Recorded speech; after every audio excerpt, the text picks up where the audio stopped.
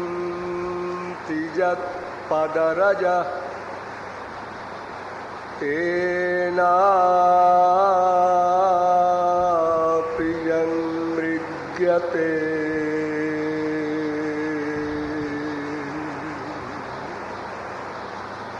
विश्वं येन विमोहितं चलदृशा तस्यापि यन्मोहनम्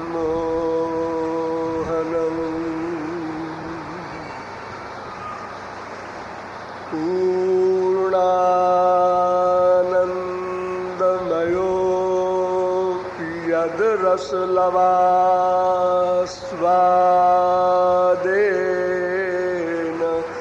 धन्यायते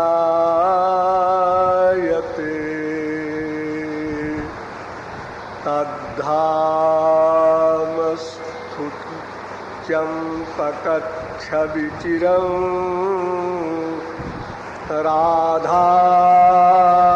राधाभिधं पातु नः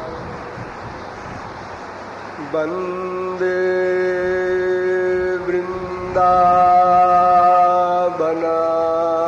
वृन्दावनानन्दा राधिका परमेश्वरी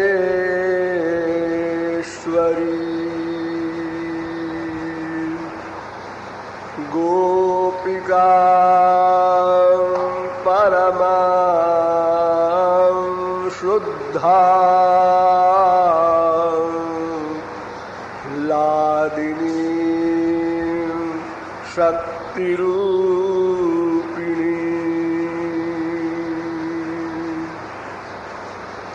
यो ब्रह्माणं विदधाति पूर्वं यो वै वेदांश्च प्रहिणोति तस्मै तद्ब्रह्मा देवमात्मबुद्धिप्रकाशं मुमुक्षुर्वै शरणमहं प्रपद्ये।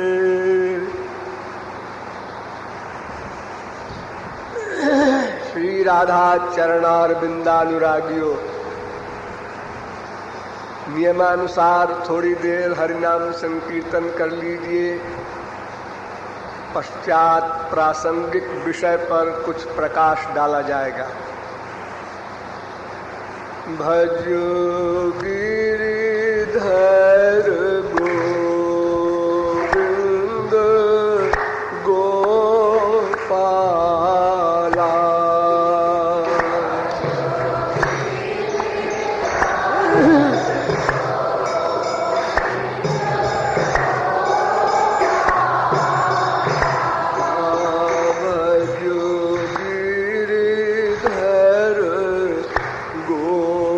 गोविंद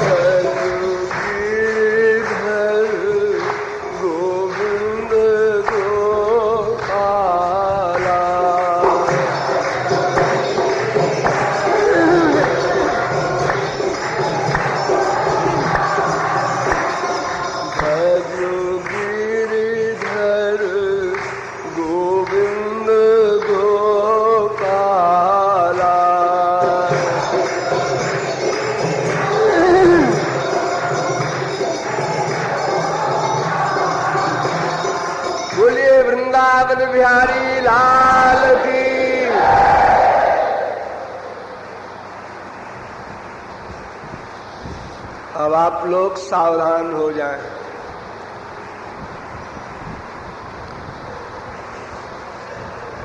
आज राधाष्टमी का पुनीत पर्व है। अतएव आप लोग इस आशा से यहाँ आए होंगे कि राधा तत्व पर प्रकाश डाला जाएगा। ये राधा शब्द अपना क्या अर्थ रखता है, पहले इसी पर विचार कर ले। राधा शब्द का अर्थ क्या है? हमारे यहाँ संस्कृत भाषा में प्रत्येक शब्द का वैज्ञानिक अर्थ होता है। शब्द का निर्माण धातु से होता है, ये वैयाकरण लोग जानते हैं। तो राध धातु से राध संसिद्धौ एक धातु है, उससे गुरोश्च हलः इस पाणिनि सूत्र से करण अर्थ में अप्रत्यय हुआ तो राधा बन गया। राध हलंत है, उसके आगे अप्रत्यय हुआ तो उससे राधा शब्द बन गया।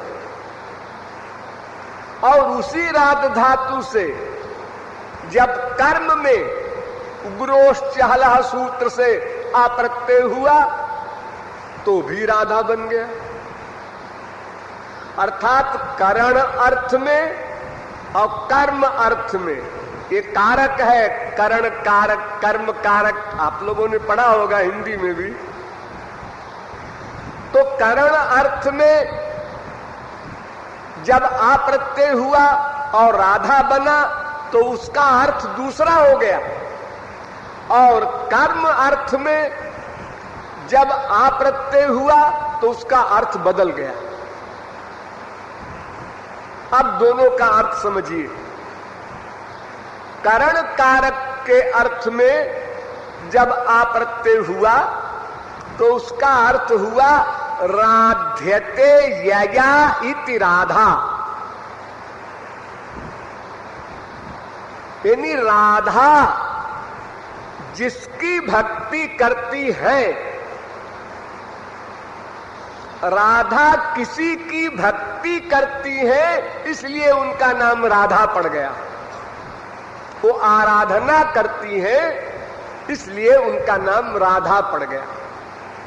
और जो कर्म में अप्रत्यय हुआ तो उसका अर्थ हो गया कि किसी के द्वारा राधा की आराधना की जाती है। किसके द्वारा? तो कृष्णेन आराध्यते इति राधा। पूर्णतम पुरुषोत्तम ब्रह्म श्री कृष्ण जिसकी आराधना करते हैं वो राधा। और जिन श्री कृष्ण की आराधना करती हैं उनका नाम राधा। यानी राधा की आराधना श्री कृष्ण करते हैं, श्री कृष्ण की आराधना राधा करती है। ये दो प्रकार के अप्रत्यय होने का दो अर्थ हो गया। वेद में मंत्र है कृष्णो हा वै हरि परमो देवा सर्वविधैश्वर्य परिपूर्णो भगवान गोपी गोप सेव्यो वृंदाराधितो वृंदावनाधिनाथः स एक एवेश्वर तस्य हवै द्वैतनुर्नारायणो खिल ब्रह्मांडाधिपतिरेकोंश प्रकृते प्राचीनो नित्य तस्य शक्तयस्त्वनेकधा लादिनी संधिनी ज्ञानेच्छा क्रियाद्याः तास्वाह्लादिनी वरीयसी परमांतरंग भूता कृष्णेन आराध्यते इति राधा। ये वेद मंत्र है। यानी श्री कृष्ण जिसकी आराधना करते हैं वो राधा, और राधा श्री कृष्ण की आराधना करती है इसलिए राधा। ये दो अर्थ है राधा की। अर्थात दोनों की उपासना करते हैं। ऐसा वेद शब्द कह रहा है। राधा शब्द के ये दो अर्थ हैं। अब चलिए शास्त्रों वेदों से पता लगाएं। ये तो शब्दार्थ मैंने आपको बताया। ब्रह्मवादिनो बदंत कस्मात् राधिकामुपासते। वेदों के पास ब्रह्म ज्ञानी लोग गए, ब्रह्म ज्ञानी जिनकी माया निवृत्ति हो चुकी है, ऐसे ज्ञानी वेदों के पास गए और वेद की ऋचाओं से पूछा कि राधा की उपासना क्यों की जाती है? श्री कृष्ण तो ब्रह्म है, राधा कौन है? इनकी भक्ति क्यों की जाती है? तो हमारे सनातन धर्म में कोई भी प्रश्न जब उपस्थित होता है तो उसका निराकरण केवल वेद करता है।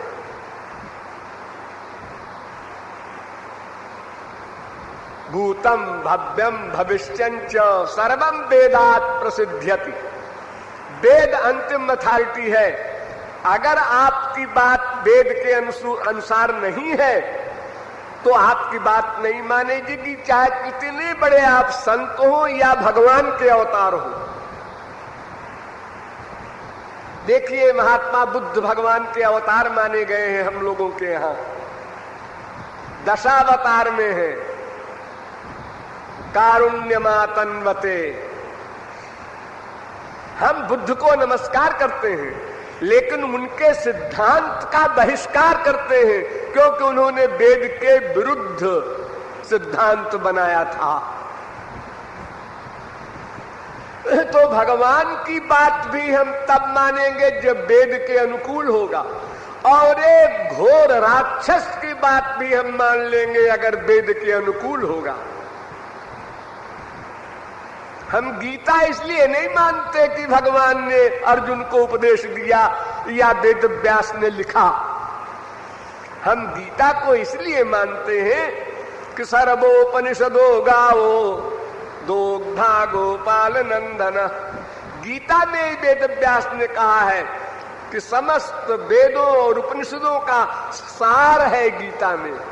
अपनी जेब से मैं कुछ नहीं लिख रहा हूं। तो वेद से लेकर रामायण तक सारे लेखक ये लिखते हैं, नाना पुराण निगमागम सम्मतम जत। रामायण में भी देख लीजिए, बिना वेद की अथॉरिटी के हम किसी की कोई बात नहीं मान सकते। तो वेदों से पूछा ब्रह्मज्ञानियों ने कि कस्मात् राधिकामुपासते, राधा की भक्ति क्यों की जाती है? तो वेद की ऋचाओं ने कहा आप किसकी भक्ति करना चाहते हैं जो आपको इतराज हो रहा है? सुप्रीम पावर आप किसको मानते हैं? उन्होंने कहा श्री कृष्ण को। कृष्ण एव परो देवस्तम ध्यायेत तम रसयेत। वेद कह रहा है कि परात्पर पर ब्रह्म श्री कृष्ण है, केवल उन्हीं की भक्ति करनी चाहिए। ये राधिका की भक्ति का उपदेश फिर क्यों क्या कर रहा है वेद? तो वेद की ऋचाओं ने कहा कान खोल कर सुनो। यस्या रेणुम पादयोर विश्व भरता धरते मूर्धनि जस्या अंके विलुंठन कृष्ण देवो गोलोकाख्यम नैव सस्मार लोकपदम सांसा कमला ताम राधिकाम शक्तिधात्रीम नमामः।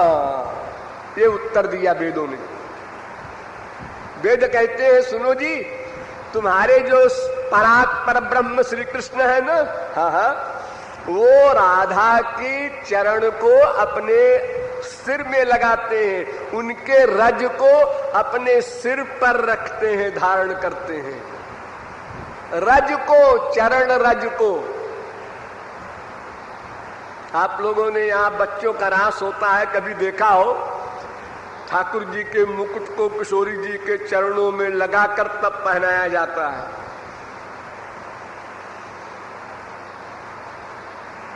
विश्व भरता श्री कृष्ण मूर्धनी सिर के ऊपर चरण धूल धारण करते हैं। वो राधा तत्व है। और जिसके अंक में माने गोद में लेटे हुए श्री कृष्ण अपने गोलोक धाम को यस्या अंके विलुंठन कृष्ण देवो गोलोकाख्यम नैव सस्मार, गोलोक तो भूल जाते हैं।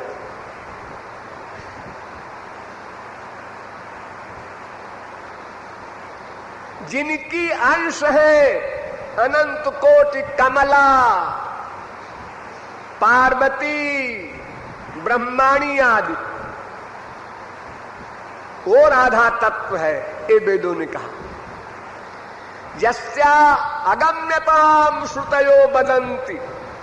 फिर वेद ने कहा देखो जी, हम लोग वहां नहीं जा सकते, हम उनके बारे में कुछ बता नहीं सकते। अरे हम श्री कृष्ण के बारे में ही पूरा पूरा नहीं बता सके तो उनके बारे में क्या बताएंगे। अगम्यताम श्रुतयो वदन्ति। फिर भी कुछ तो बताओ भाई, आखिर ऐसे कैसे काम चलेगा। हम राधा तत्व को समझेंगे नहीं तो हमारा अनुराग कैसे होगा। तो वेदों ने फिर कहा आत्मानं द्विधा चक्रे अर्धेन पुरुषः अर्धेन स्त्री। उस परात्पर ब्रह्म ने ही अपने को दो भाग में बांट लिया। आधे में वो श्री कृष्ण बन गया, आधे में राधा बन गया। ब्रह्म एक ही था और जब दो बन गया तब भी एक ही है।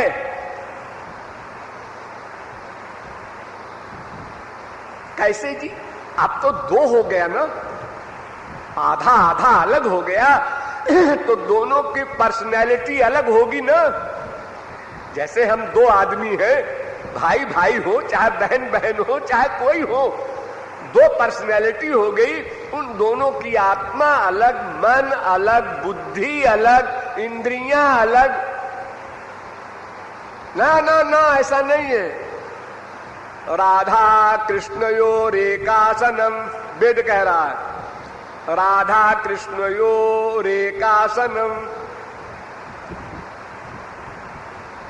एकम मनः एका बुद्धि एकम ज्ञानम एक आत्मा एकम पदम एका आकृति अतयो द्वयोर न भेदः काल माया गुणातीतत्वात्।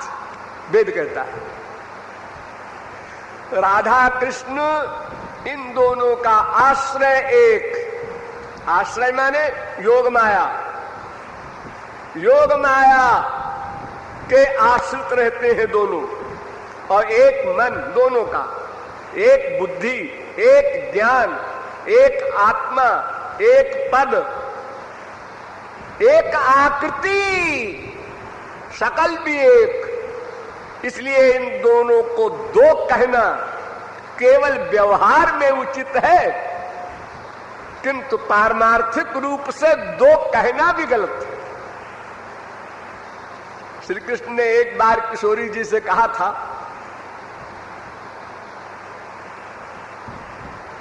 कि देहस्तेहम त्वमपि च ममासीति तावत् प्रलापः प्राणस्तेहम त्वमपि च ममासीति तावत् प्रमादः तेहम तेस्यामहमिति।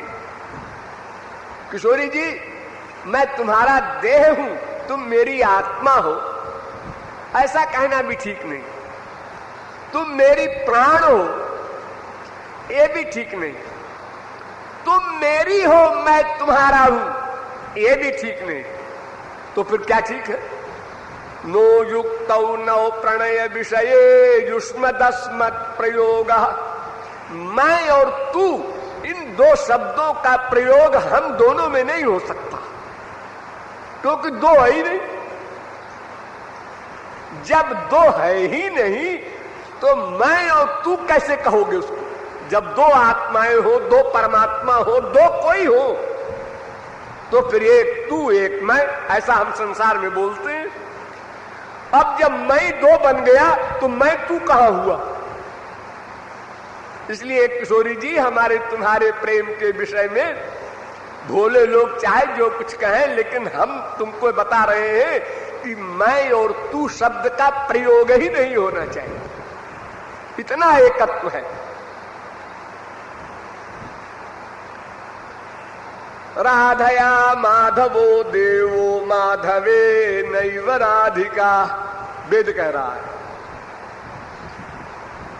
सचरीरं सुरात्मानं द्विधा चक्रे, वेद कह रहा है।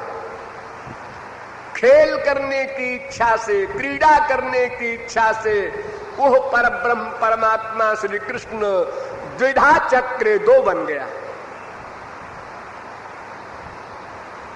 ये सब वेदवाणी पुराणों में आई, भरा पड़ा है।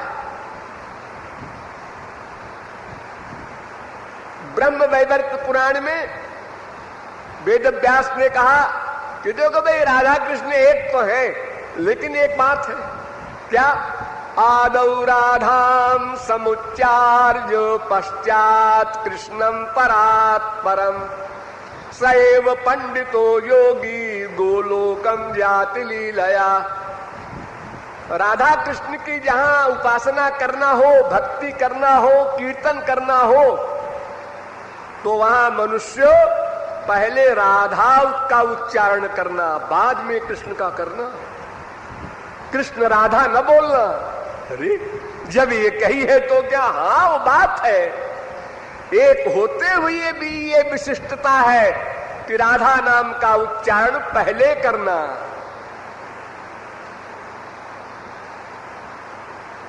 श्री कृष्ण स्वयं कहते हैं, जिह्वा राधा श्रुतौ राधा नेत्रे राधा हृदय स्मृता सर्वांगे व्यापिनी राधा राधैवाराध्यते मया।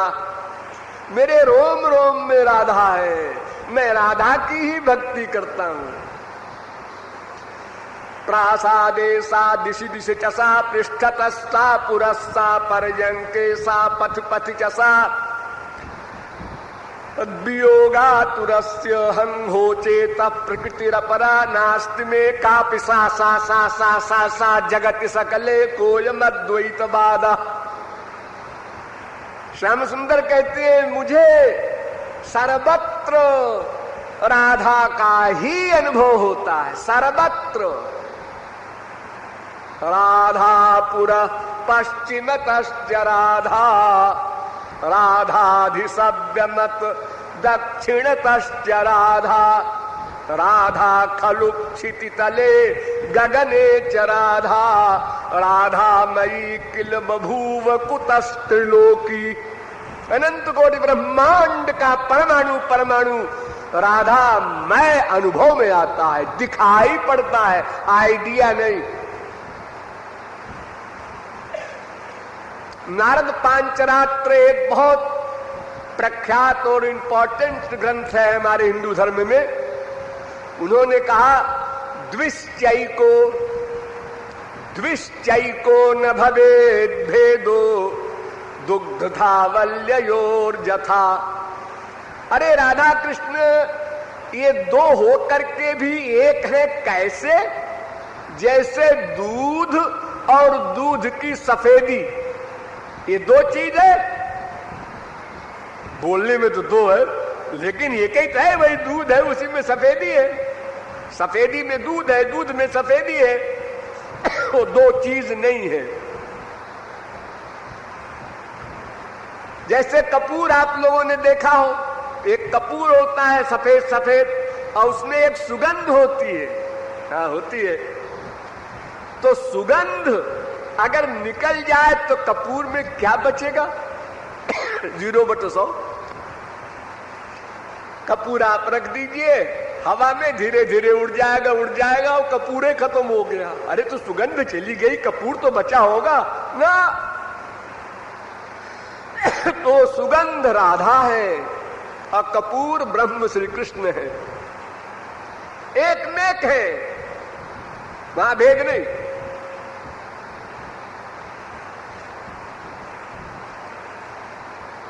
सैव साथ सैवास्ति, कितना सुंदर निरूपण वेद व्यास ने किया स्कंद पुराण में। सैव साथ सैवास्ति, वही वो है, वही वो है, सामान्य वो, वही श्री कृष्ण। राधा है, वही राधा श्री कृष्ण है। सैव साथ सैवास्ति, नहीं समझे? गुरु ने पूछा शिष्य से, गुरु जी नहीं समझे तो सुनो।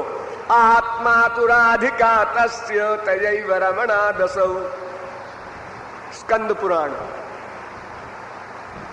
ठाकुर जी का एक नाम है आत्मा राम, भागवत में आया ना, आत्मा रामोप्यरीरमत।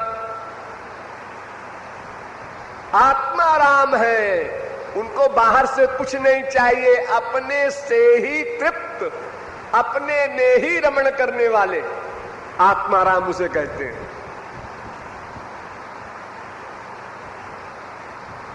आत्मा राम है श्री कृष्ण, हाँ, लेकिन उनकी आत्मा है राधा।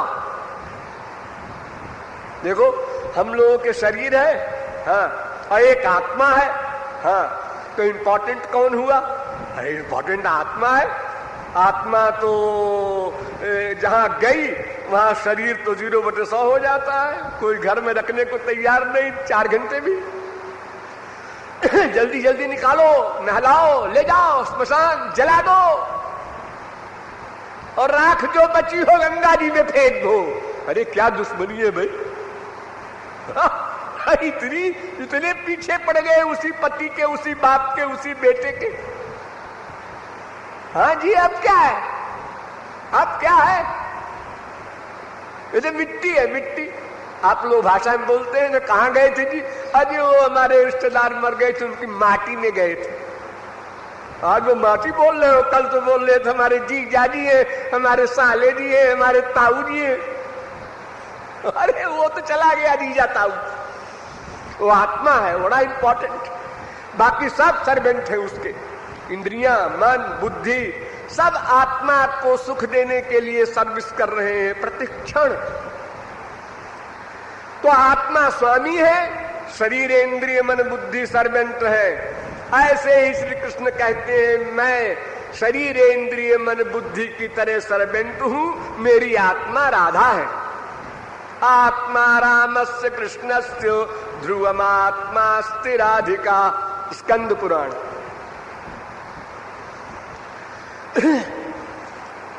अब आप कहेंगे श्री कृष्ण को नीचे कर दिया, शरीर, इंद्रिय, मन, बुद्धि, और किशोरी जी को आत्मा कर दिया। हाँ, लेकिन एक रहस्य है। क्या? हमारे शरीर अलग है, आत्मा अलग है, लेकिन श्री कृष्ण का शरीर भी परमात्मा है और आत्मा भी परमात्मा है। उनका शरीर अलग नहीं बनता, वही सच्चित आनंदमय जो ब्रह्म का स्वरूप है, उसी स्वरूप का शरीर भी होता है। सत्य ज्ञानानंतानंद मात्रैक रस मूर्तया अस्पृष्ट भूरि महात्मा यपि उपनिषदृशाम। आप नहीं समझे अभी? अच्छा देखिए, भगवान की 3 शक्तियां हैं, सत, चित, आनंद। ये 3 भगवान का अभिन्न स्वरूप है। सद ब्रह्म, चिद ब्रह्म, आनंद ब्रह्म। सद ब्रह्म की शक्ति का नाम संधिनी, चिद ब्रह्म की शक्ति का नाम संबित, और आनंद ब्रह्म की शक्ति का नाम लादिनी। हाँ, तो अब देखिए, संधिनीर सार अंश शुद्ध सत्व नाम, एक विशुद्ध सत्व होता है भगवान का। वो क्या चीज है? ये भगवान की जो अंतरंग शक्ति में अंतरंग संधिनी शक्ति का सारभूत तत्व है शुद्ध सत्व। यही शुद्ध सत्व ऐसा है कि जब जीव को मिल जाता है तब जीव माया से निवृत्त हो जाता है, भगवत प्राप्ति करता है। इसी विशुद्ध सत्व।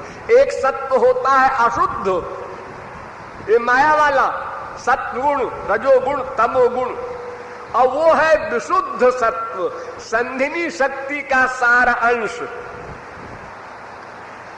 जब शुद्ध सत्व में संधिनी शक्ति प्रधान होती है तो उसको आधार शक्ति कहते हैं। उससे नंद यशोदा और गोलोक वगैरह का निर्माण होता है। और जब विशुद्ध सत्व संबित शक्ति प्रधान होता है तो वो आधार शक्ति के स्थान पर आत्मविद्या कहलाती है। और जब लादिनी प्रधान होता है शुद्ध सत्व तो वो गुह्य विद्या कहलाती है। और ध्यान दो, जब वो विशुद्ध सत्व में संधिनी प्लस संबित प्लस लादिनी तीनों प्रधान हो जाते हैं तो भगवान का शरीर बनता है। वो शरीर बाहर का नहीं है, यानी शरीर और शरीरी आत्मा दोनों एक है। देही देह भेद नहीं है भगवान में। महापुरुष का भी शरीर होता है और शरीर ही होता है। वो दिव्य दिव्य दिव्य शरीर कुछ हो, शरीर तो है, लेकिन भगवान का, भगवान ही शरीर है, भगवान ही आत्मा है।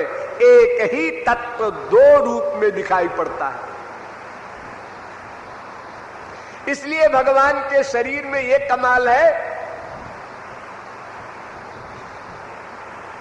एक रोआ भगवान का कोई ले लीजिए, उसी रोए से भगवान देख सकते हैं, सुन सकते हैं, सोच सकते हैं, जान सकते हैं, चल सकते हैं, पकड़ सकते हैं। सारी इंद्रिय मन बुद्धि का वर्ग। कान है भगवान के, बस कान से सारा काम कर लेते हैं, आंख की जरूरत नहीं। आंख है उससे भी चलेगा, नासिका है उससे भी चलेगा, क्योंकि सब संधिनी संबित लादिनी की प्रधानता युक्त विशुद्ध सत्व से बना है। इसलिए सब चिदानंद स्वरूप है। कोई चीज बाहर से नहीं आई है कि शरीर बना हो कहीं से, आत्मा कहीं से, ऐसा नहीं। तो अब आप समझ गए कि भगवान की आत्मा है राधा। ये कहने से ये सिद्ध नहीं होता कि जैसे हमारा शरीर है छोटा, नौकर, दास, और आत्मा है स्वामिनी, ऐसा नहीं। दोनों एक है। किशोरी जी की आत्मा ठाकुर जी, ठाकुर जी की आत्मा किशोरी जी, सब बात एक है।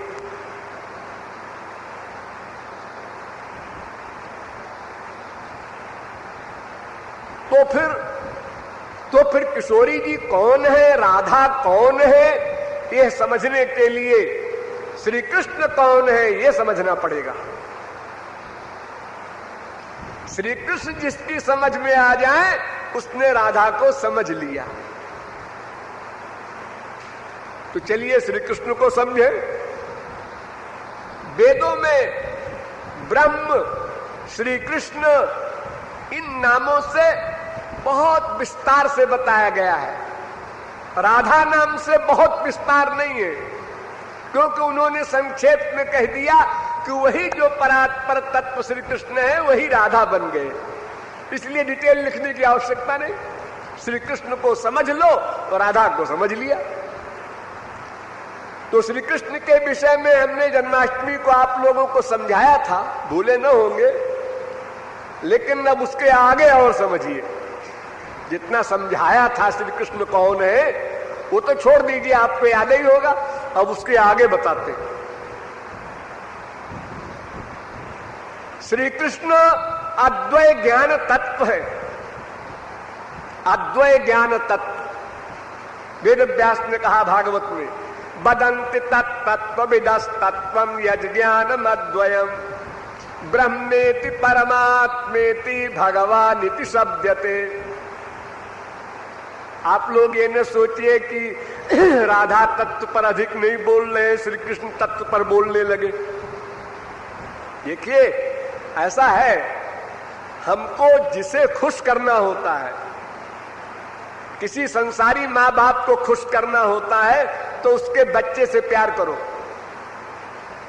उसके गले गाल में ऐसे ऐसे करो, उसको चिपटा लो, उसको टॉफी दो, अनेक प्रकार की एक्टिंग करो और माँ बाप देखें तो खुश हो जाएंगे, हमारे बच्चे से प्यार करता है अच्छा आदमी, भला आदमी। फिर लूटो उनको, ठगो, फिर तो विश्वास हो गया उनको आपके ऊपर कि आप भले आदमी हैं। ऐसे ही ठाकुर जी के प्रकरण से, उनकी चर्चा से किशोरी जी को बड़ी खुशी होती है, बड़ी प्रसन्नता होती है। हम आपको एक बात बताएं, आप लोग सुने होंगे, जानते होंगे, फिर भी सुन लीजिए। जब राधा का जन्म हुआ, प्रकट हुई और कीर्ति मैया ने उनको गोद में लिया, तो राधा जी ने आंखें नहीं खोला, आंख बंद रही।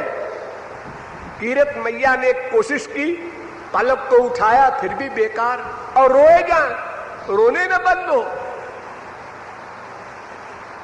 अनेक उपाय जो माएं करती हैं बच्चों के लिए, सब करके हार गई। तमाम हल्ला मच गया बरसाने में कि ये कैसी लड़की पैदा हुई है, ना आंख खोलती है, ना रोना बंद करती है। तो अचानक नारद जी आ गए वहां दर्शन के लिए किशोरी जी के।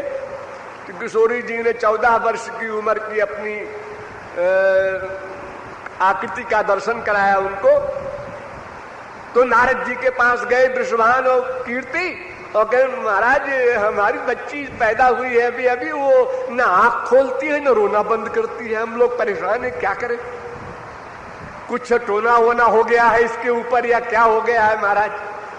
कह हाँ हो गया है तो सही है, तो महाराज कुछ उपाय बताओ। कह देखो बस इसको जब ऐसा होने लगे तो इसके कान में श्री कृष्ण ऐसा बोला करो।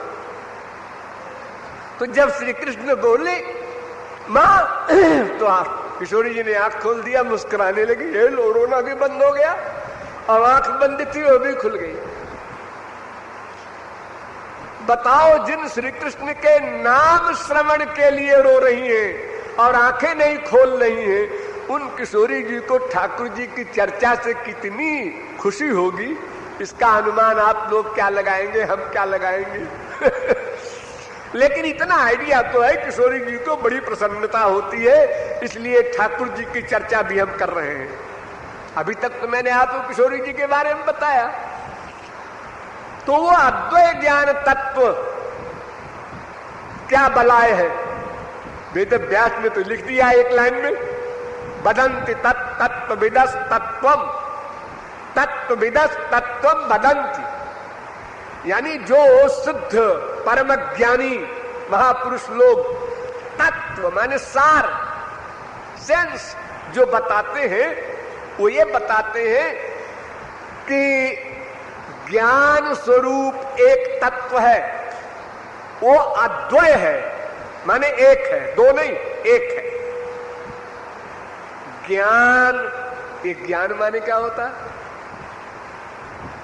ज्ञानम चिदेक रूपम, ज्ञान का मतलब होता है चित्त, चित्त को ज्ञान कहते हैं। उसी चित्त से बनता है चेतन। तो चित्त ज्ञान है और ज्ञान ब्रह्म है। सत्यम विज्ञानम आनंदम ब्रह्म वेद कहता है। यानी भगवान के 3 नाम हैं, आनंद ब्रह्म ऐसा बोलो, ज्ञान ब्रह्म ऐसा बोलो, या सद ब्रह्म ऐसा बोलो। सद ब्रह्म, चिद ब्रह्म, आनंद ब्रह्म, ये सच्चिदानंद ब्रह्म बोलते हैं ना आप लोग, सदघन चिदघन आनंद घन। तो वो जो सच्चिदानंद ब्रह्म है वो अद्वय माने एक है। उसके 3 रूप हैं, एक का नाम ब्रह्म, एक का नाम परमात्मा, एक का नाम भगवान। बहुत ध्यान से सुनिए। आप लोग अपने घरों में अपने दोस्तों में कहते हैं ना, मैं भी अकल रखता हूं, और जरा सी मैं गंभीर बात समझाने लगा तो आप लोग कहते हैं कुछ भारी लग रहा है। अरे थोड़ी सी कोशिश कीजिए आप भी, और मैं भी कर रहा हूं। एक ब्रह्म, एक परमात्मा, एक भगवान। देखिए आपके ऊपर यहां दीवार पर बना हुआ है 3 स्वरूप। श्री कृष्ण ऊपर, उसके नीचे परमात्मा, उसके नीचे ब्रह्म।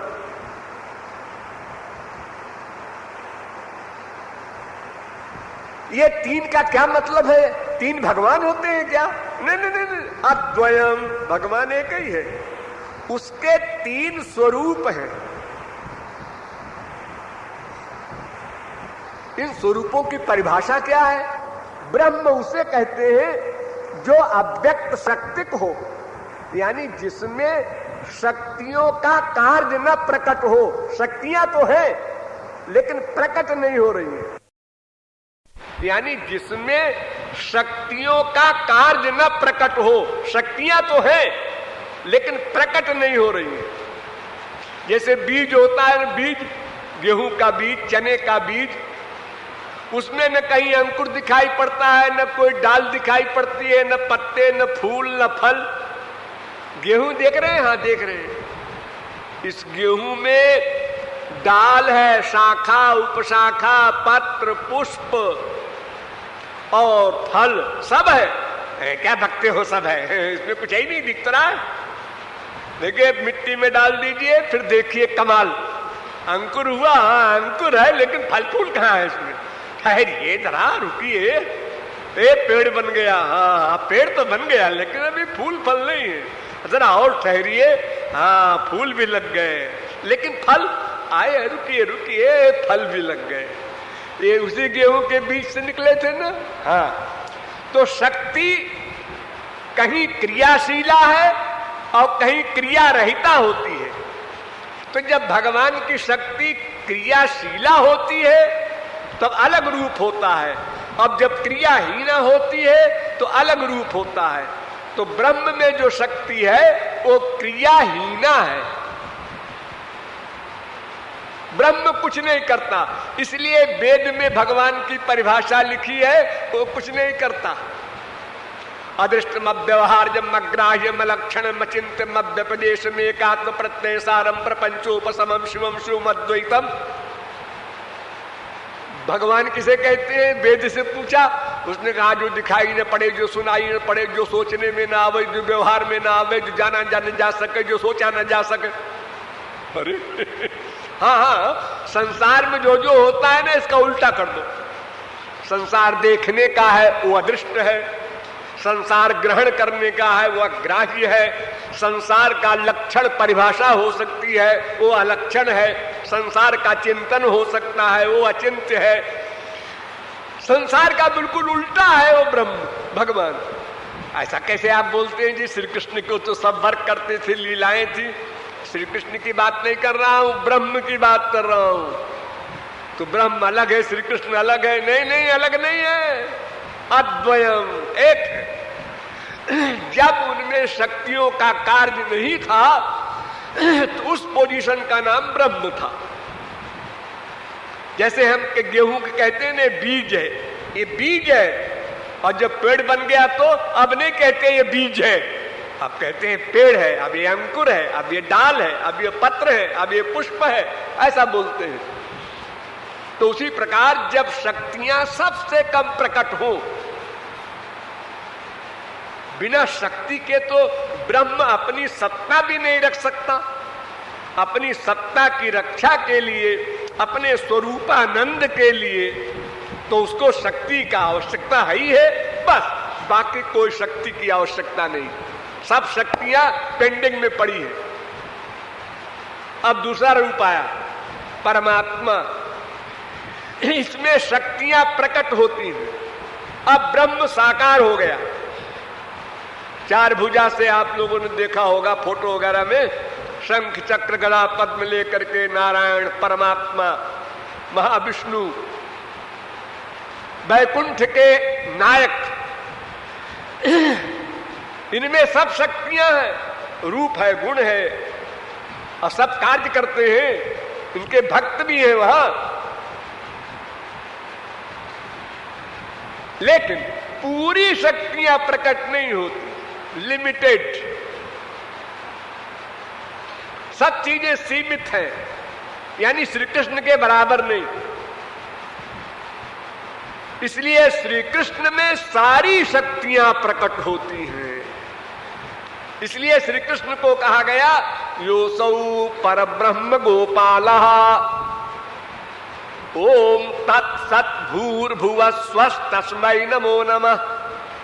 योऽसौ सर्वभूतात्मा गोपालः ओम तत्सद्भूर्भुवः स्वस्तस्मै वै नमो नमः।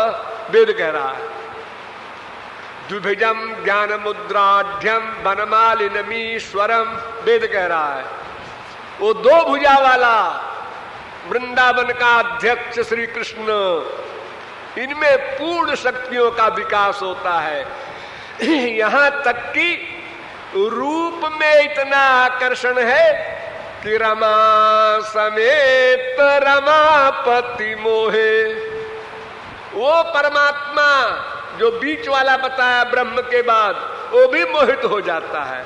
और उस परमात्मा की श्रीमती लक्ष्मी, वो तो बेचारी दासी बनी है। श्रयत इंदिरा शश्वदत्र ही, यहां नौकरानी बनकर रहती है ब्रिज में महालक्ष्मी।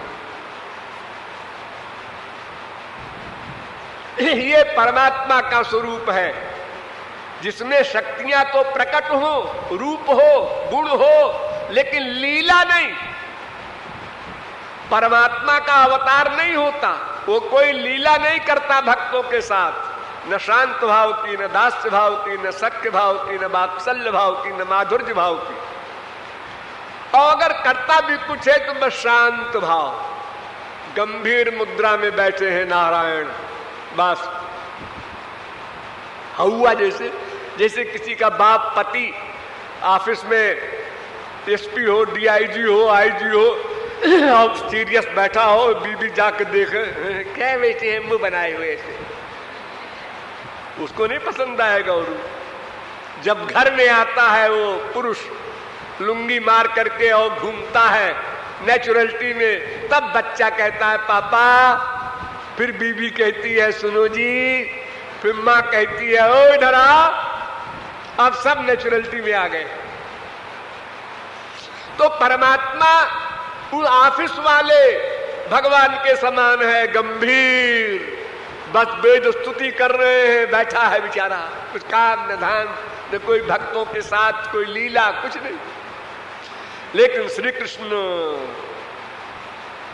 अनंत सौंदर्य माधुर्य सौशील्य सौकुमार्य सुधा सिंधु है, हर रस की अंतिम सीमा। तो श्री कृष्ण अद्वैत ज्ञान तत्व है और ब्रह्म की प्रतिष्ठा प्लस ब्रह्म की योनि है। ब्रह्मणो हि प्रतिष्ठा अमृतस्याव्ययस्य च शाश्वतस्य च धर्मस्य सुखस्यैकांतिकस्य च। गीता। ब्रह्म की प्रतिष्ठा है, ब्रह्म इन्हीं में अंडरस्टूड है, श्री कृष्ण में। ताहार अंगेर शुद्ध किरण मंडल, उनके शरीर की जो लाइट निकलती है श्री कृष्ण के शरीर से, वही लाइट ब्रह्म कहलाती है। उपनिषद कहे तारे ब्रह्म सुनिर्मल। तो वो अद्वैत ज्ञान तत्व श्री कृष्ण ब्रह्म की योनि है। यो योनिम योनिमधितिष्ठत्, वेद कहता है कर्तारमीशम पुरुषम ब्रह्म योनिम। और वे श्री कृष्ण एक रूप में रहते हुए भी बहुरूप है। एकोपि संजो बहुधा विभाति, वेद कहता है बहुमूर्त्यैक मूर्तिकम, भागवत कहती है। जल्दी जल्दी चलो, बहुत समय लग जाएगा, तो बहुत लंबा विषय है। हाँ, तो श्री कृष्ण एक रूप में बहुरूप है और श्री कृष्ण निर्गुण भी है सगुण भी है। ये दो विरोधाभास। निर्गुण इसलिए उनको कहा जाता है यस्तु निर्गुण इत्युक्त शास्त्रेषु जगदीश्वर प्राकृतैर्हेय संयुक्तैर्गुणैर्हीनत्वमुच्यते। पद्म पुराण। ये प्राकृत तीन गुण होते हैं, सात्विक राजस तामस, इन गुणों से परे है। ये गुण वहां नहीं जा सकते श्री कृष्ण के पास, इसलिए निर्गुण कहते हैं। और दिव्य गुण है उनमें अनंत, इसलिए सगुण कहते हैं। माया के गुण नहीं है इसलिए निर्गुण है, और अलौकिक दिव्य गुण है इसलिए सगुण है। दोनों बात सही है, वो निर्गुण भी है सगुण भी है। इसके अतिरिक्त श्री कृष्ण सर्व कारण कारण है, यानी सब कारणों के प्रथम कारण, जिसका कोई कारण न हो। जैसे आपसे कोई पूछे आपका बाप रमेश, उसका बाप दिनेश, उसका बाप सुरेश, उसका बाप उसका बाप उसका बाप उसका बाप ब्रह्मा, उसका बाप भगवान, उसका बाप चुप, उसका कोई बाप नहीं, उसका कोई रीजन नहीं, कारण नहीं, वो सब का कारण है। अनादिरादिर गोविंद सर्व कारण कारणम ब्रह्म संहिता सकारणम करणाधिपाधिप वेद, उसका कोई कारण नहीं है, वो सब का कारण है। ऐसे है श्री कृष्ण। और कैसे है श्री कृष्ण? श्री कृष्ण लीला पुरुषोत्तम है। कृष्णो हवै परमं दैवतम, वेद में प्रश्न किया गया है कः परमो देवः कस्मान् मृत्युर्विभेति कस्य ज्ञानेन अखिलम ज्ञातम विज्ञातम भवति। वेद में पूछा गया वो सबसे परे वाला कारण रूप पर्सनैलिटी कौन है, और किसके डर से यमराज भी कांपता है, और किसके जान लेने से सब कुछ अपने आप जान लिया जाता है। 3 प्रश्न, तीनों का उत्तर दिया वेद ने। कृष्णो हवै परमं दैवतम, वो परात्पर तत्व श्री कृष्ण है, देवता है वो। ये देवता शब्द का क्या अर्थ होता है? दिव्य लीलायाम धातु होती है, जो खेल करने वाला हो। खेल लोकवत् लीला कैवल्यम वेदांत ब्रह्म सूत्र। भगवान लीला बिहारी हैं, आप सुनते होंगे ना। तो वो लीला पुरुषोत्तम है। तम देवतानां परमं च दैवतम पतिम पतीनां परमं परस्ताद् विदाम देवं भुवनेश मीड्यम, वेद कहता है। और श्री कृष्ण साकार होकर भी सर्वव्यापक हैं, ये विशेषता देखिए। निराकार सर्वव्यापक है, इसमें तो आश्चर्य नहीं है। दूध में घी व्याप्त रहता है सर्वव्यापक, लेकिन साकार शरीर से एक जगह खड़े हैं श्री कृष्ण, मुरली बजा रहे हैं, और उसी समय अनंत ब्रह्मांड के परमाणु परमाणु में सशरीर खड़े हैं। और ये बात औरों को छोड़ दो, शंकराचार्य ने माना, जो निराकार ब्रह्म के ही मानने वाले थे, उन्होंने भी एडमिट किया कि यद्यपि साकारोऽयं तथैकदेशी विभाति यदुनाथः सर्वगतः सर्वात्मा तथाप्ययं सच्चिदानंदः। ये सगुण साकार श्री कृष्ण जो है, ये एक जगह खड़े दिखाई पड़ते हैं किसी व्यक्ति को, वो समझता है यहां खड़े हैं वहां नहीं है, वहां है तो वहां नहीं, ऐसा नहीं है। ये सर्वव्यापक है। और श्री कृष्ण के धाम भी है, धाम अपना लोक। वेद कहता है तावाम वास्तु न्युष्मचिगमध्ये यत्र गावो भूरिशृंगा अयासः अत्राह ततुरुगायस्य वृष्णः परमं पद्मो भाति भूरीति। ऋग्वेद।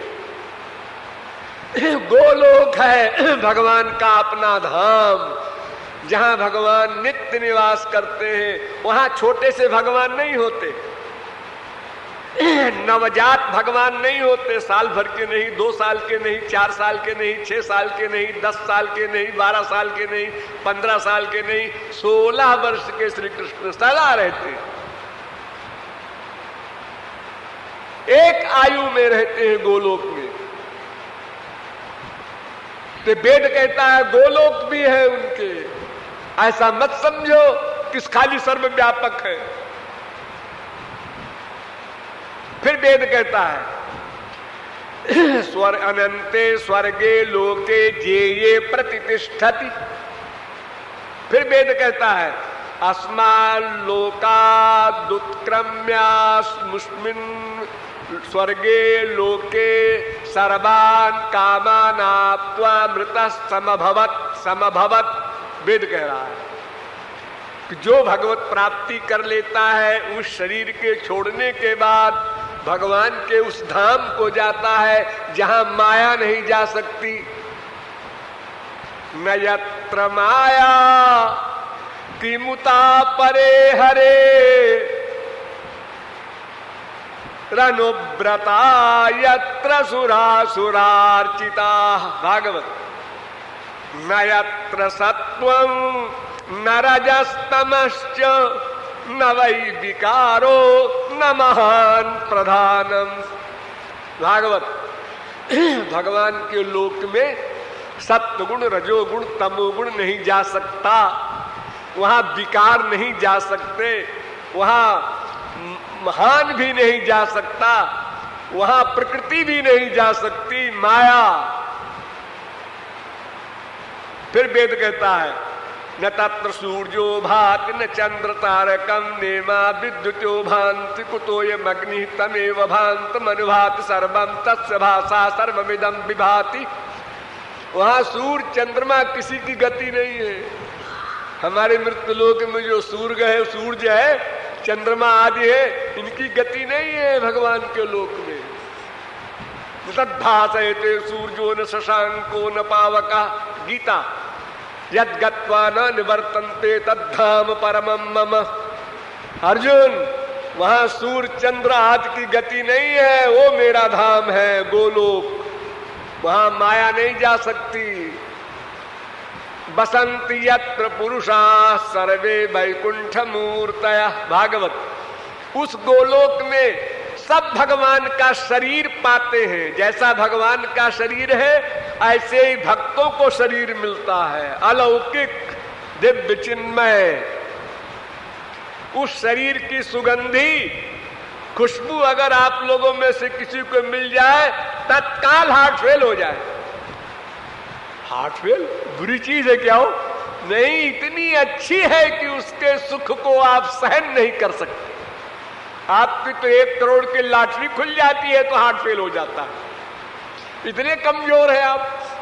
तो अनलिमिटेड हैप्पीनेस, उस आनंद को सहन करने की शक्ति भला आप में कहाँ है? देवताओं में तो है नहीं, वो केवल महापुरुष में है। इसलिए है कि महापुरुष को वो शक्ति भगवान ने सहन करने वाली योग माया दे दी है, वरना उनके पास गया। हमारे भाई बंधु हैं वो भी, जैसे हम इस समय हैं ऐसे पहले वो भी थे। अब उधर से मालटाल मिल गया है तो बड़े धनवान हो गए हैं। यानी वो योग माया की शक्ति, वो स्वरूप शक्ति, वो भगवान की पर्सनल पावर। दिव्ये पुरे हेश संव्योम्यात्मा प्रतिष्ठिता। फिर वेद कहता है वो दिव्य लोक है जहां मेरा धाम है, जहां मैं निवास करता हूं। ये माया के अनंत कोटि ब्रह्मांडों से परे है, और अनंत कोटि ब्रह्मांडों से परे अनंत लोक हैं। ते ब्रह्मलोकेषु परांत काले वेद। ब्रह्मलोकेषु बहुवचन लिखा है, तमाम सारे लोक हैं भगवान के। उसको कहते हैं परव्योम। उसमें शंकर जी का भी लोक है, ब्रह्मा का भी लोक है, विष्णु का भी लोक है, दुर्गा जी का भी लोक है, और रामावतार के राम का भी साकेत लोक है, और श्री कृष्ण का गोलोक है। ये सब दिव्य दिव्य दिव्य दिव्य। तो भगवान का धाम भी होता है। और भगवान इतने सुंदर हैं कि सबको तो खींच ही लेते हैं, अपने आप भी खिंच जाते हैं। ये कमाल देखिए, रूप देखी अपनार कृष्णे रोय चमत्कार, आस्वादिते उठे मने काम। अपने रूप को देख करके विमोहित हो जाते हैं। हाँ, मैं कितना सुंदर हूं, काश कि मैं न होता, मैं कोई दूसरा होता और वो मैं का अनुभव करता तो बात होती। अब मैं हूं, अब क्या करूं? अपने रस का अनुभव अपने आप कैसे करे कोई? बेचारे इस मामले में बहुत ही अनलकी है। हम लोग तो उनके रस का अनुभव कर सकते हैं और वो बेचारे नहीं कर सकते। कभी कभी देखते जरूर है तो वही मोहित हो जाते हैं। स्वच्छायाम अभिवीक्ष मुह्यति हरौ राधा स्मितं पातु न। एक दिन छोटे से ठाकुर जी अपनी परछाई को देख करके मोहित हो रहे थे, बार बार देख रहे थे। मैं ऐसा हूं, मैं ऐसा हूं। पीछे किशोरी जी खड़ी थी, वो हंस रही थी। उन्होंने ताली बजाया, ठाकुर जी ने कहा मुझे कोई देख रहा है। इतने बुद्धू थे। अपनी परछाई से मोहित होना कितना बड़ा आश्चर्य है ठाकुर जी के लिए। और एक बार यही मथुरा में एक लीला किया नटों ने, श्री कृष्ण की लीला। यस्य प्रेक्षु स्वरूपताम ब्रजबधू सारूप्य मन विच्छति। उस लीला को श्री कृष्ण ने भी देखा। कोई गंधर्व श्री कृष्ण बना था और उसमें योग माया का प्रवेश हो गया था। तो वो इतना सुंदर लग रहा था कि श्री कृष्ण मोहित हो गए और कामना करने लगे कि काश में कोई गोपी होती। हाँ, पुरुष हुआ बेकार। एक बार द्वारिका में मणि खंभे में अपनी परछाई देखा तो सरभसम उपभोग तुम कामये राधिके। अपने सौंदर्य को देखकर ये कामना करने लगे काश में राधा होता। राधा होता तो मैं इस रूप के सौंदर्य का निरंतर पान करता। छोटे से ठाकुर जी घुटने के बल चल रहे हैं। आदातु कामस्तदलाभ खेता निरीक्ष धात्री बदनम रुरोध। परछाई दिखाई पड़ी तो उससे उसको पकड़ने लगे। अब भला परछाई पकड़ में आती है? परछाई को पकड़ रहे हैं चिपटाने को। ये बड़ा सुंदर लड़का है, चिपटाऊंगा। बार बार किया, वो पकड़ में नहीं आया। इतने में माँ आ गई, वो मुस्कुराने लगी कि देखो कितना बुद्धू है। भला परछाई को कोई पकड़ेगा? तो माँ को देखकर मुंह लटका करके गुस्से में आ गए और रोने लगे और कहने लगे परछाई को हम पकड़ना चाहते हैं, मेरी हेल्प कर। माँ ने कहा और मरे, हम इनकी ये हेल्प करे, उनका हेल्प कर सकता है भला कोई? हाँ, ऐसे थे, ये अकल थी। बाद में तो गीता उता के लेक्चर दिया है। हाँ? अरे आप सब लोग पहले ऐसे ही थे।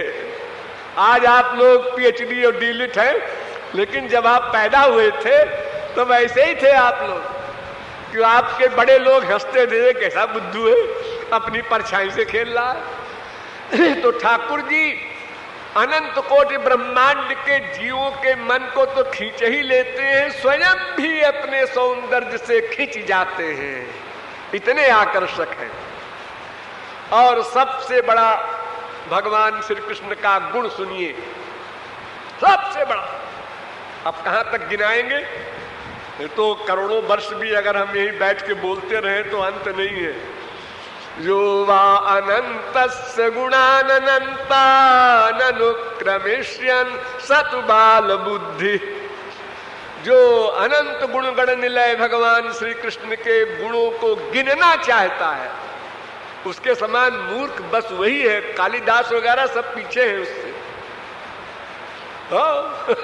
अरे अनंत को कैसे कोई शांत करेगा? जो अनंत है वो तो अनंत माइनस अनंत बराबर अनंत। कोई भी गुणा करो, भाग करो, कुछ करो, बस जवाब में तो अनंत मिलेगा। तो सबसे अंतिम इंपॉर्टेंट हमारे काम का जो गुण भगवान का है उसको सुन लो, बस काम चल जाएगा। और क्या करना है, होंगे उनके अनंत गुण। अपने घर में रहे हो, हमको क्या लेना देना। इतना बड़ा मार्केट होता है दिल्ली वगैरह में, आपको क्या लेना है, क्या खरीदना है। हमको रसगुल्ला खरीदना है, हाँ तो देखो वो दुकान है मिठाई की, वहां चले जाओ, सीधे खरीद लो। अजी रास्ते में ये क्या है, आपको इससे क्या मतलब क्या है, सबकी दुकानें हैं अपनी अपनी, जिसको जो चाहिए वो खरीदेगा। आपको रसगुल्ला चाहिए ना, हाँ तो वो दुकानें चले जाओ। इसलिए जो सबसे इंपॉर्टेंट चीज है वो हमें समझनी है। वो क्या गुण है, श्री कृष्ण अकारण करुणाकर है। उनका ये विशेष गुण हमारे काम का है और इसी गुण पर हम भगवान की ओर बढ़ते हैं, आशावान होते हैं। सुखदेव इतने बड़े परमहंस जो मां के पेट में ही परमहंस हो गए थे, मां के पेट से निकले ही नहीं, 12 साल पिंगला के पेट में पड़े रहे कि माया लग जाएगी। जब भगवान ने वरदान दिया आ जाओ आ जाओ, हम तुमको वचन दे रहे हैं माया नहीं लगेगी, तब बाहर आए। वो सुखदेव परमहंस जिनकी कोई एग्जाम्पल नहीं, बाहर कोई वेद मंत्र बोले और गलत हो, जरा सा बोल दे तो भीतर से बोलने लग जाए, पंडित जी गलत मंत्र बोल रहे हो। तो वेद व्यास ने कहा तुम वेद मंत्र को गलत बता देते हो, इतने बड़े विद्वान हो तो कौन हो तुम। तो सुखदेव ने कहा पिताजी मैं कौन हूं, ये प्रश्न करते हैं आप, भगवान के अवतार हैं आप वेद व्यास। अरे मैं कौन हूं क्या बताऊं, अनंत बार कुत्ता बना, गधा बना, बिल्ली बना, मनुष्य बना, देवता बना, राक्षस बना, वृक्ष बना, तो मैं कौन हूं क्या परिचय दूं। मैं 1 2 4 हजार हो तो मैं बता भी दूं, गिना भी दूं। अनादिकाल से मैं संसार में घूम रहा था, तो मैं कौन हूं क्या बताऊं। इतनी बड़ी पर्सनैलिटी।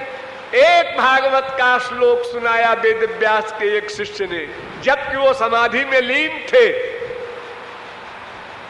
अहो वकीयं स्तन काल कूटं जिघांसया पाय यदप्यसाध्वी लेभे गतिं धातृचितां ततोऽन्यं कं वा दयालुं शरणं व्रजेम। ये श्लोक, जिस पूतना ने अपने स्तनों में जहर लगाया और ठाकुर जी को पिलाया इस मंशा से कि ये मर जाए, उस पूतना को ठाकुर जी ने अपना लोक दे दिया।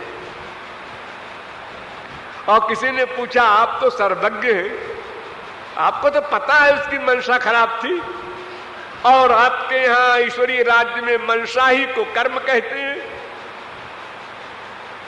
हाँ वो तो ठीक है मैं जानता हूं, लेकिन देखो जब इसके स्तन को मैंने मुंह में डाल लिया तो मेरी माँ हो गई है, उसका चलो हटाओ उद्धार करो।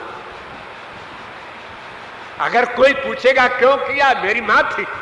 तुम्हारी माँ कैसे थी, मैंने उसका स्तन मुंह में डाल के पिया था। अब बोलो क्या जवाब दोगे, अपनी माँ को मैं नरक भेज दूं, ये कौन सभ्यता है। भले ही लोग बदनाम करें, लेकिन अब मैं उसको अपने लोक में ही भेजूंगा। ये इतनी दया, इतनी कृपा, इतनी करुणा सुन करके सुखदेव परमहंस ने कहा अरे मैं क्या चक्कर में पड़ा था ब्रह्म के। ये स्वरूप बढ़िया है, मधुर। और उन्होंने पूरी भागवत को पढ़ा, फिर परीक्षित को सुनाया।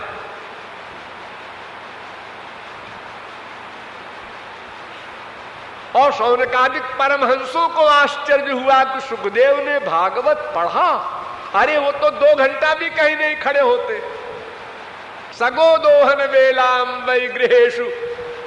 वो तो गृहस्थी के घर पर या कहीं पर खड़े होते हैं, जितनी देर में कोई गाय दूहता है उतनी देर तक खड़े रहते हैं, फिर आगे बढ़ जाते हैं। वो इतनी बड़ी 18,000 श्लोक वाली भागवत कैसे सुना? और फिर सुनाया 7 दिन। तो गृहीत चेता परिनिष्ठितोपि नैर्गुण्य उत्तम श्लोक लीलया गृहीत चेता राजर्षे अध्यगात संहिता मिमाम। भागवत गुणातीत निर्गुण निर्विशेष निराकार ब्रह्मानंद को प्राप्त कर लेने वाले आत्मा राम पूर्ण काम परम निष्काम योगींद्र मरात्मा परमहंसों के भी दादा सुखदेव परमहंस भागवत सुनते हैं। इसी एक श्लोक के कारण भगवान करुणा वरुणालय है, बड़े दयालु। देखो, हम संसार में किसी का परिचय जानना चाहे, नाम पूछो, उसका कहां रहता है पूछो, वो क्या योग्यता रखता है पूछो, उसकी प्रॉपर्टी। एक लड़की की शादी करनी होती है हम लोगों को तो कितनी इंक्वायरी करते हैं, लेकिन भगवान ने अपने परिचय के लिए कहा, भाई देखो बच्चों, तुम लोग अज्ञानी हो, इसलिए हम अपने को सरल किए दे रहे हैं। मेरा कोई नाम रख दो, मेरी कोई लीला बना लो, मेरा कोई भी रूप मान लो, मुझे कहीं भी तुम बुला लो, मैखाना हो, पाखाना हो, मंदिर हो, मस्जिद हो, राक्षस का घर हो, चाहे वो हिरण्यकशिपु का, उसके खंभे से भी निकल पड़ेंगे हम। हिरण्यकशिपु के खंभे से प्रकट हुए ना, कायदे से राक्षस के घर में देवता भी नहीं जाते, और यहाँ भगवान बैठा हुआ है ठाट से आसन जमाए। जब हिरण्यकशिपु ने चैलेंज किया तो प्रहलाद ने कहा, महाराज मैंने तो यही सुना है कि वो सब जगह रहते हैं। उसने अपना खंभे तोड़ दिया और खंभा टूटा कि उसके भाग्य का भांगा फूटा और ठाकुर जी प्रकट हो गए और उसके शरीर का समापन हो गया। तो भगवान में करुणा का गुण है।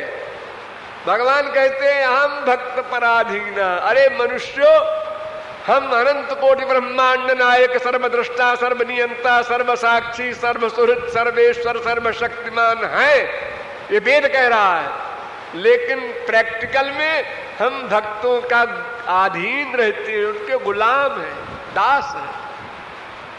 और यह स्वतंत्र इव द्विज, परवश है, उनके इशारे पर नाचते हैं। ताही यही रिकी छोहरिया छछिया भर छाछ पे नाच नचावत। इसी वृंदावन में ये सब प्रैक्टिकल हो चुका है 5,500 वर्ष पहले।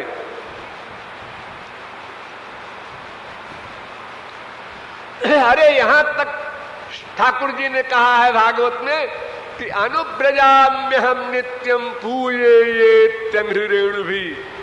मैं अपने भक्तों के पीछे पीछे चलता हूं। अच्छा, पीछे पीछे रक्षा करने के लिए चलते होंगे आप, ठीक ही है। गीता में कहा है योगक्षेमम वहाम्य हम, मैं अपने भक्तों के योगक्षेम को वहन करता हूं। तो योगक्षेम वहन करने के लिए तो पीछे चलना ही पड़ेगा। संसार में देखो, जब कोई स्त्री पति जात चलते हैं कहीं किसी मोहल्ले में, कहीं शहर में, तो स्त्री आगे रहती है, पति पीछे रहता है। क्यों? कोई गड़बड़ हो तो हम पीछे हैं।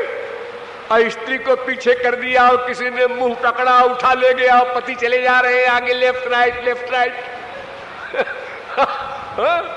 इसलिए पुरुष लोग पीछे रहते हैं। तो ठाकुर जी रक्षा करने के लिए पीछे रहते होंगे।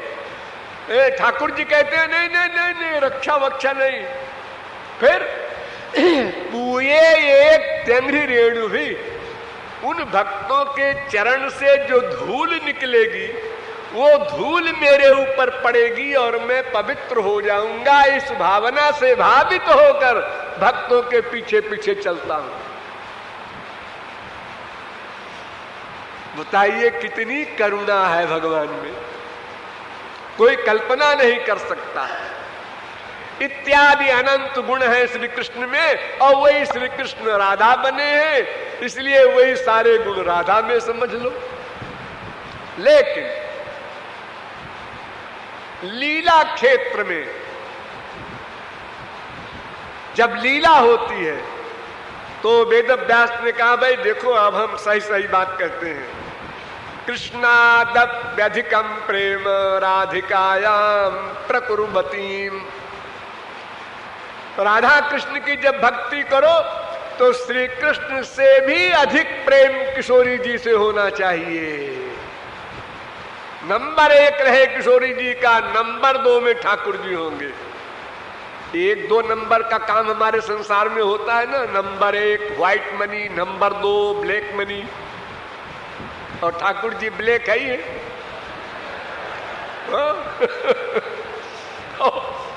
तो वेद व्यास कहते हैं कि कृष्णादप्यधिकम प्रेम, श्री कृष्ण से भी अधिक प्रेम राधिकायाम प्रकुर्वतीम, किशोरी जी से करना है।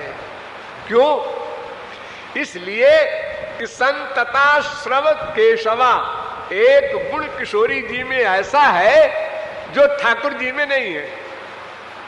वो कौन सा गुण है? किशोरी जी के सदा अधीन रहते हैं ठाकुर जी, ये गुण। और इस गुण का कारण क्या है? वो कारण ये है कि प्रेम की अवस्थाएं होती हैं बहुत सी, साधन भक्ति, भाव भक्ति, प्रेमा भक्ति, स्नेह भक्ति, मान भक्ति, प्रणय भक्ति, राग भक्ति, अनुराग भक्ति, भावावेश भक्ति, महाभाव भक्ति। इतनी भक्ति होती है जीवों के लिए। गोपियां जो यहाँ सब थी, ललिता विशाखा आदि गोलोक से आई थी, ये महाभाव भक्ति तक गई थी। महाभाव भक्ति के भी 2 स्तर हैं, एक मादन एक मोदन।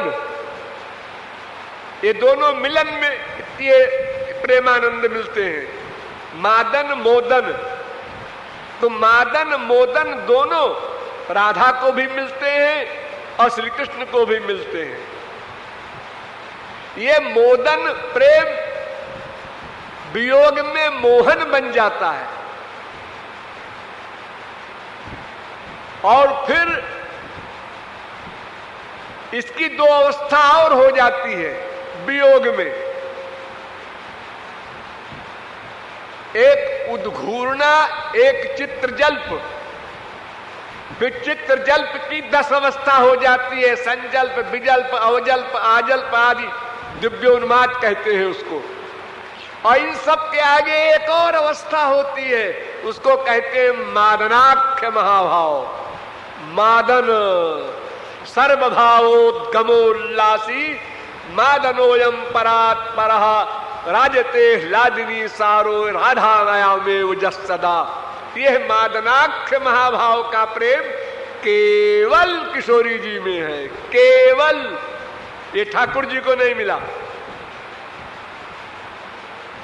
ये मिलन का सुख है, रस है, प्रेम है, लेकिन ये ठाकुर जी इस सीट पर नहीं जा सके। ये केवल राधायामेव, किशोरी जी में ही ये मादनाख्य महानुभाव रहता है।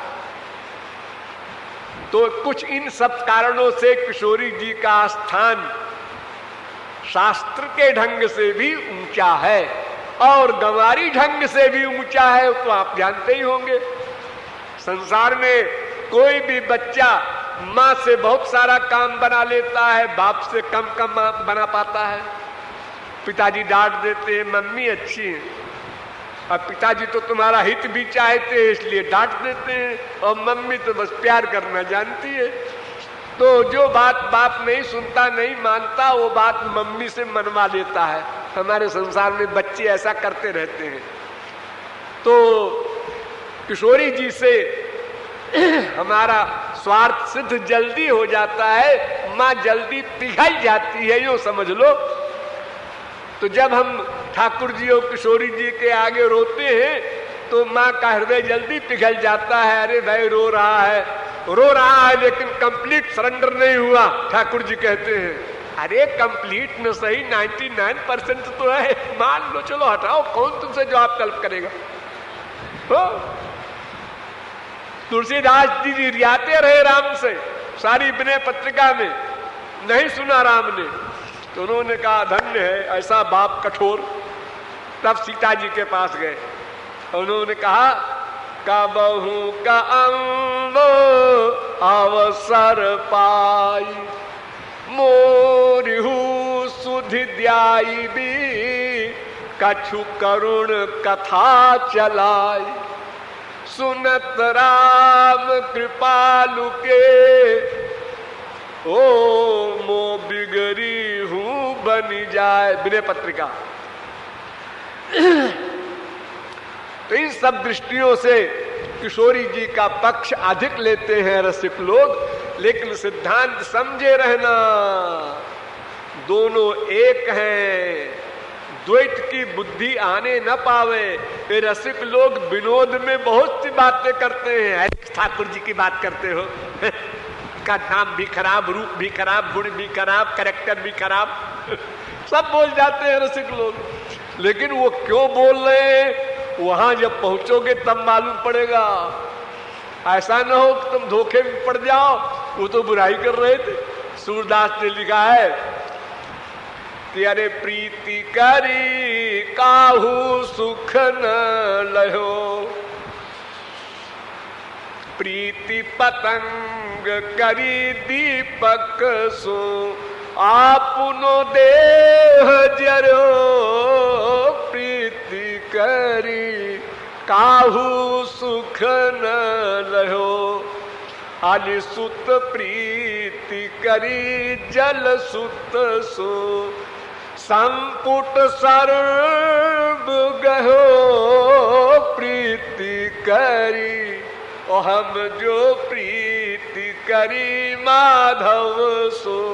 गोपियां कहती हैं हाँ, अरे पीछे मुड़ के नहीं देखा, चले जा रहे हैं अखनूर के साथ, और फिर कोई चिट्ठी नहीं, पत्री नहीं, तब से लौट के ही नहीं आए और चले गए आगे, समुद्र को लांग गए द्वारिका। हाँ, इतने कठोर। प्रेम करने बुरा है। और सूरदास से पूछो तुम क्या करते हो दिन रात अरे वो तो मैंने विनोद में कहा था जी। हाँ, भगवत रसिक, रसिक की बातें रसिक बिना को समझ सके ना। रसिकों की बात, उनकी भाषा रसिक ही समझते हैं। जार चित्ते कृष्ण प्रेमा करे उदय, तार वाक्य क्रिया मुद्रा विज्ञ न मुझे। बड़े बड़े ज्ञानी परमहंस नहीं जान सकते रसिकों की भाषा, उनकी क्रिया, उनकी चेष्टा क्या अर्थ रखती है। ये वही लोग समझते हैं। दिव्य जगत की बात दिव्य जगत वाले समझते हैं।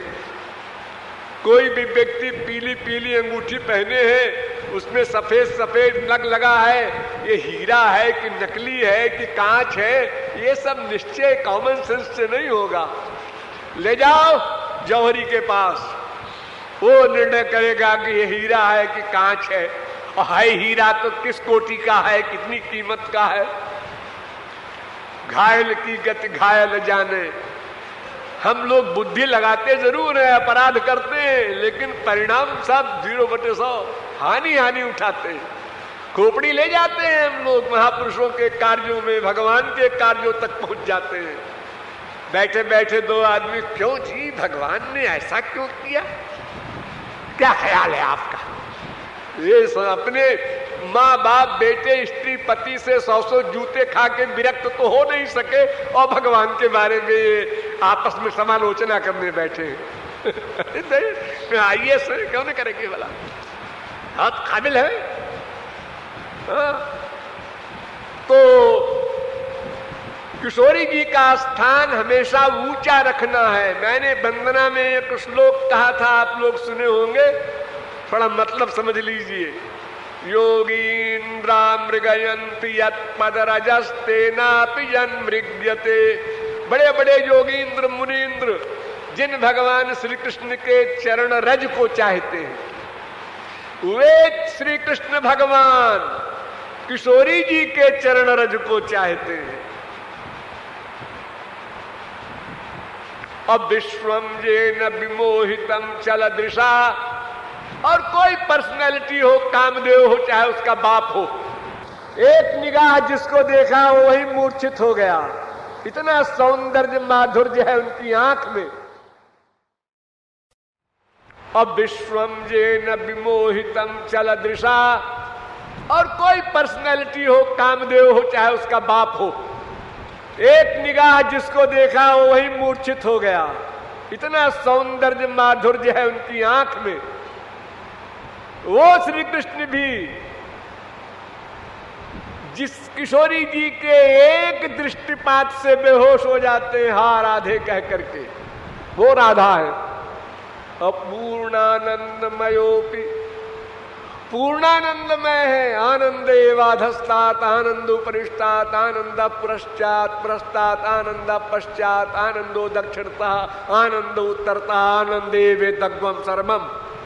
वेद कहता है ब्रह्म किसे कहते हैं? जिसके ऊपर आनंद, नीचे आनंद, उत्तर आनंद, दक्षिण आनंद, पूर्व आनंद, पश्चिम आनंद, अंदर आनंद, बाहर आनंद, आनंद ही आनंद लबालब भरा है, वो भगवान। लेकिन वो भगवान श्री कृष्ण भी किशोरी जी के दर्शन, स्पर्श आदि जरा सा मिल जाए तो अपने को धन्य मानते हैं। वो चंपावरणी किशोरी जी का रस इतना सरस है कि रस रूप हो करके भी रसो वैसा जिसके लिए वेद कहता है, वे रसिक श्रोमणी श्री कृष्ण भी विभोर हो जाते हैं। इसलिए एक होते हुए भी लीला क्षेत्र में किशोरी जी का अधिक महत्व है। इसी प्रकार सब संप्रदायों में अलग अलग ढंग से किशोरी जी का निरूपण किया गया है। कोई राधा को ब्रह्म मानता है, कोई लादिनी शक्ति मानता है, कोई पराशक्ति मानता है, कोई महाभाव रूपा मानता है। सबके अपने अपनी परिभाषाएं हैं, लेकिन मतलब सबका एक है कि चाहे द्वैताद्वैतवादी हो, चाहे अद्वैतवादी हो, विशुद्धाद्वैतवादी हो, सब के सब राधा को श्री कृष्ण का अभिन्न स्वरूप ही मानते हैं। क्योंकि शक्ति मानने वाला भी, शक्ति शक्तिमान में भेद भी है, अभेद भी है, ऐसा कहने पड़ेगा उसको। ये अग्नि है, प्रकाश करती है, ये जलाने की शक्ति और अग्नि ये दो चीज तो नहीं है। जलाने की शक्ति को तो अग्नि कहते हैं। तो उसी प्रकार राधा कृष्ण में भेद की भावना कभी न करना, और विनोद की दृष्टि से, चिढ़ाने की दृष्टि से कुछ भी बोल सकता है कोई। किसी को अपनी बीबी को चिढ़ाना है और बीबी बैठी है और बगल में एक कुत्ता बैठ गया, तो अपनी बीबी की ओर देखकर कहता है, साला रोज आकर के यही बैठता है, ये साला यानी ये कुत्ता मेम साहब तुम्हारा भाई है। विनोद है। अब वो बेवकूफ है, बीबी बेपढ़ी लिखी, वरना वो कहती कि तो साला जीजा के पास न बैठे तो कहां बैठे। उसको जवाब ऐसा देना चाहिए था कि अगर वो तुम्हारा साला है तो तुम उसके जीजा हो, तो कुत्ते का साला, कुत्ते का जीजा, सब कुत्ते ही तो हैं, और क्या हुए। तो हम भगवान को कुछ भी कह सकते हैं, लेकिन हृदय की विशेषता होनी चाहिए, वहां गड़बड़ नहीं होनी चाहिए। अरे क्या क्या नहीं कहा भक्तों ने, चैलेंज किया है यही सूरदास ने इसी ब्रज में। हृदय ते जब जाओगे मर्द बदोंगो, तो लो ठाकुर जी के मर्द होने में डाउट है इनको। हाँ, हम तुमको तब मर्द माने जो हमारे हृदय से निकल जाओ। अरे वो सर्वशक्तिमान है, उसको ऐसा मत बोलो भाई। हाँ, कहीं वाकई में निकल जाए। अरे वो क्या निकल जाएगा, उसकी हिम्मत, उसका कानून है ये, यथा माम प्रपद्यन्ते तां तथैव भजाम्य हम, वो नहीं जा सकता। तो इस प्रकार रसिकता की और भावुकता की और प्रेमातिशयिता की दृष्टि से रसिकों ने बहुत कुछ कहा है, उसको उसी दृष्टि से समझना चाहिए। और राधा कृष्ण का स्वरूप एक ही समझना चाहिए। इनमें भेदभाव रखना नामापराध है। यहां तक कहा गया है कि राधा को छोड़कर जो श्री कृष्ण भक्ति या ज्ञान प्राप्त करना चाहता है श्री कृष्ण का, तो सोयम वो व्यक्ति कितना बड़ा मूर्ख है कि पूर्ण सुधा निधे परिचयम राकाम बिना कांक्षति। चंद्रमा पूर्णिमा के चंद्रमा का ज्ञान प्राप्त करना चाहता है कोई व्यक्ति, लेकिन दिन को बिना रात के चंद्रमा का ज्ञान कैसे हो सकता है। तो उसी प्रकार राधा तत्व के बिना श्री कृष्ण तत्व ही नहीं रहेगा। देखो जितना काम श्री कृष्ण का है वो शक्ति से होता है। ध्यान दो एक वाक्य पर, शक्ति से। जैसे आप लोगों में भी हम लोगों में भी शक्ति है, कर्म करने की शक्ति, ज्ञान शक्ति, ये तमाम शक्तियां हमारे पास भी है, इच्छा शक्ति। ऐसे ही भगवान के पास भी है, हमारे पास थोड़ी थोड़ी है, उनके पास अनलिमिटेड है, बस यही फर्क है। अरे हम उनके अंश हैं, तो जो गुण अंशी में होगा वही अंश में भी होगा। लेकिन वो शक्तियां जो है वही तो राधा है। योग माया समा उपाश्रिता जो कहा गया है, वही शक्तियों की जो अंतिम केंद्र है वो राधा तत्व है। उन्हीं की कृपा से ठाकुर जी है, उन्हीं की कृपा से वे सब कुछ करते हैं जो हम उनकी गुण गणना करते हैं, अनेक गुण गाया करते हैं, वो सारे गुण किशोरी जी की कृपा से ही है। शक्ति जाए बस बात खत्म, वो कुछ नहीं है, 0/100। इसलिए राधा तत्व के महत्व को समझना है। और उपासना का जो तरीका है वो तो राधा कृष्ण दोनों का एक ही है। भक्ति मार्ग, नवधा भक्ति, उसमें रूप ध्यान प्रमुख है। आप मन से रूप ध्यान कीजिए और रसना से उनके नाम गुण लीलाद का गान कीजिए और सुनिए महापुरुषों से उनके चरित्र। ये 3 साधना प्रमुख है। श्रवणम, कीर्तनम, ध्यानम हरेर अद्भुत कर्मणः। भागवत। प्रबुद्ध नाम के योगीश्वर ने निमि को उपदेश दिया था कि 3 बात याद रख। एक तो श्रवण, सुनना महापुरुषों की वाणी मन लगाकर, और एक कीर्तन, उनके गुण गाना, नाम गाना, और ध्यान, उनका रूप ध्यान करते हुए ही कीर्तन भी हो, चाहे जप हो, कुछ भी हो, रूप ध्यान आवश्यक। क्योंकि उपासना मन को करनी है। अगर मन नहीं लगा भगवान में तो फिर तुम्हारा वो जो भी स्वरूप है उपासना का वो सब गलत है। जैसे प्राण चला गया और शरीर को लाड़ प्यार कर रहे हो, इस प्रकार है जब रूप ध्यान चला गया और कीर्तन कर रहे हो। ठीक है, नथिंग से समथिंग अच्छा है, लेकिन ये उपासना नहीं है। फिर सारे जीवन राधे राधे करते रहोगे और रूप ध्यान करोगे नहीं, नामापराध करोगे। तो हे न कृष्ण नामो यदि लय बहुबार, तभु यदि प्रेम नाही और नहीं बहे अश्रुधार, तबे जानिबो अपराध आछिवे प्रचुर। तबे कृष्ण नाम बीज न होय अंकुर। जो नामापराध हम लोग करते हैं, महापुरुष में दोष देखते हैं, भगवान में दोष देखते हैं, दुर्भावना करते हैं, ये जो अनेक प्रकार के नामापराध हम करते हैं, तो इसलिए अगर भगवान नाम कीर्तन करते करते और हमारे आंखों से आंसू नहीं आता, शरीर में रोमांच नहीं होता, कंप नहीं होता, तो उसका कारण है नामापराध।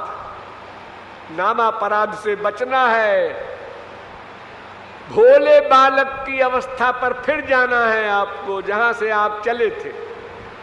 भगवान के एरिया में भोले बालक बनकर चलो और संसार में घोर चालाक बनो। अगर कोई सिर काट के रख दे पैर पर तो भी समझे रहो कि ये इसका कुछ मतलब रहा होगा। क्या मतलब रहा होगा? अब तो मर ही गया। अरे ये मतलब रहा होगा कि मरने के बाद नाम तो हो जाएगा, अखबारों में छप जाएगा। कोई न कोई मतलब है। बिना स्वार्थ के संसार में कोई किसी के लिए कुछ भी नहीं कर सकता। तो श्रवण, कीर्तन और मनन यानी चिंतन, स्मरण, ये तीन भक्ति हमको करना है।